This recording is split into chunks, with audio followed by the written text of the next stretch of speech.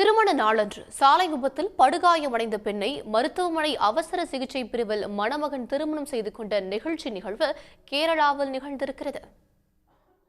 கேரளாவைச் சேர்ந்த அவானிக்கும் தனியார் பொறியியல் கல்லூரியில் உதவி பேராசிரியராக உள்ள ஷாரோனுக்கும் ஆலப்புழாவில் நேற்று நண்பகல் திருமணம் நடைபெற திட்டமிடப்பட்டிருந்தது.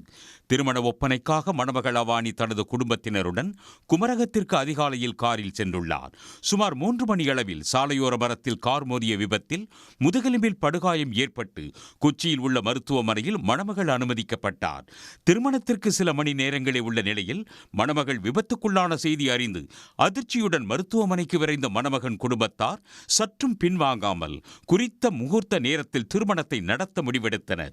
இதையடுத்து மருத்துவர்களிடம் ஆலோசனை நடத்திய மணமகன் குடும்பத்தார் அவர்கள் அனுமதியுடன் மருத்துவர்கள் செவிலியர்கள் சூழ அவசர சிகிச்சை பிரிவிலேயே ஸ்ட்ரெச்சரில் படுத்திருந்த அவானி கழுத்தில் தாலி அணிவித்து ஷாரோன் திருமணம் செய்தார்.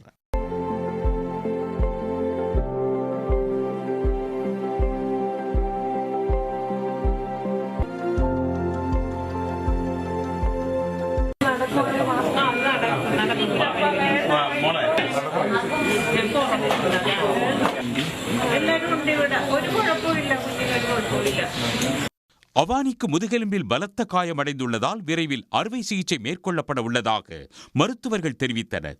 திருமண நாளன்று மணமகள் சாலை விபத்தில் சிக்கி மருத்துவமனையில் அனுமதிக்கப்பட்டாலும் அபசகுணம் என எந்தவித மறுப்பும் தெரிவிக்காமல் அவசர சிகிச்சை பிரிவிலேயே ஷாரோன் திருமணம் செய்த நிகழ்வு நெகிழ்ச்சியையும் பாராட்டுகளையும் பெற்று வருகிறது. உடனுக்குடன் செய்திகளை தெரிந்து கொள்ள சன் நியூஸ் பெல் ஐகானை கிளிக் பண்ணுங்க.